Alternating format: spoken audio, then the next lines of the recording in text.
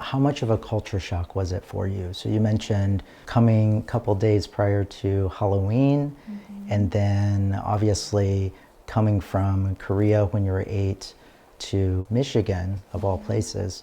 What was that like for you with school? What was that like for you with just growing up without the diverse population of other Asians? It was shocking, because my sister and I were not the only Asian American or Asians, but we were the only, I think, minorities in our elementary school, at least. I don't recall middle and high, but definitely in elementary. And so it was really hard. If it wasn't for my EL teacher, Miss D'Amico, I still remember her name till this day. If it wasn't for Miss D'Amico, and she was half Japanese, part Japanese, if it wasn't for her, I don't know how I would have survived, because somehow I learned English with her help. She was with me in the classroom several hours a day. And so I picked up the language really quickly, as kids do. So language wasn't as hard as the culture, because culture is the way that you move, the way that you speak, the way that you behave. And those things, I think, something that a teacher can teach you in a notebook, right? Like you watch, you observe, you take in, you just kind of put the pieces together, and think, okay, this is how I'm supposed to behave. This is how I'm supposed to talk. And so that was the hardest for sure. And my sister and I, we were best friends, and we just stuck by each other, and so school was a terrifying place for us. Yeah, well, thank goodness for Mrs. D'Amico. Yes. Wherever she's at, No, totally. Yeah, so then that meant you spoke Korean at home then? I spoke Korean at home because my parents knew that I would pick up English no matter what, and they were so worried that I would forget Korean. And so, I didn't like that for the longest time, because I wanted to practice my English at home with them, but they said, no, it's only Korean, because you will have plenty of opportunities to speak English, right? But home is where, we are Korean people still. And I'm grateful, because I can speak fluently, read and write still. And it was because of my parents. So they sacrificed their English though. Yeah. Right? So that we could keep the Korean at home. And their English was only enough for them to run their dry cleaning business, literally just to get by. But beyond that, they didn't learn more, because they just felt like my children need to, have their Korean in them. So did you speak like Taiwanese at home or English? So I grew up speaking with grandma Taiwanese. And when I came to the US, my parents, even though my dad spoke Taiwanese, my mom didn't.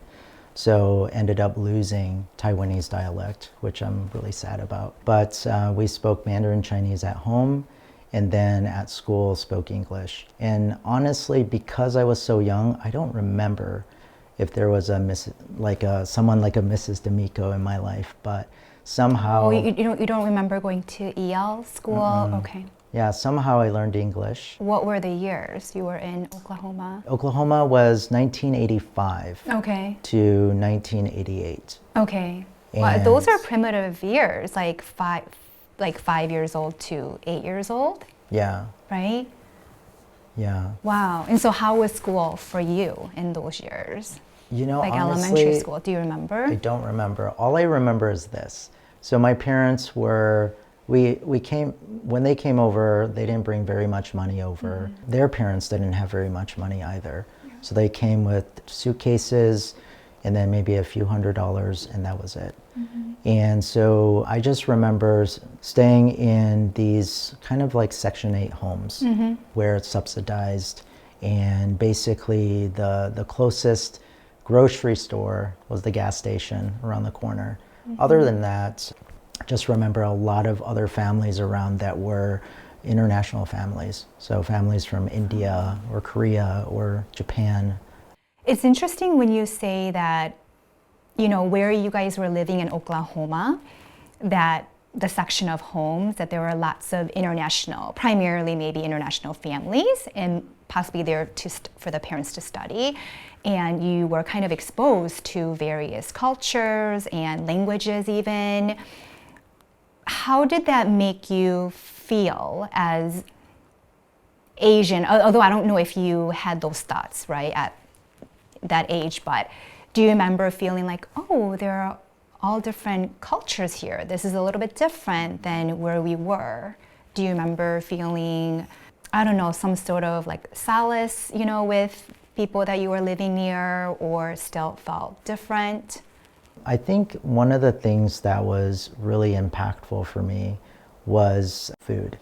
So the reason why I share that is because a lot of the different people that live in those apartments, there's such a variety of ethnic foods that was available. And I think early on that was something that I really took notice into, is just that, there's such a difference in the food that people eat, but in the sense of the togetherness, having that shared connection. Food is just such a language that connects everyone together. What about you? What were some moments for you with food? With food? So many moments. I know when I talk about growing up in Utica, Michigan, it's a lot of stories of feeling isolated, feeling different, feeling small. And while that is true, there were little moments of me feeling accepted. So one of those moments is, my neighborhood friend, Rachel. Yeah. And so, and she's white, and her parents were wonderful. They were the ones that drove my sister and I and Rachel to school every single morning, picked us up every afternoon, because our parents worked late every day. So Rachel's mom or dad would always take us.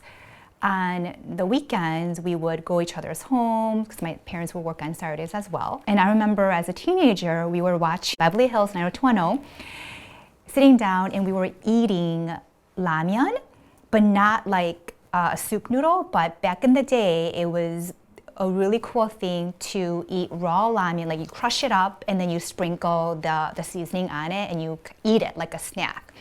So we did that with Rachel, because Rachel was so fascinated. Oh, what's that? I want to cool. try it. So she would sit there eating, and we're eating this Korean snack, watching this very American show.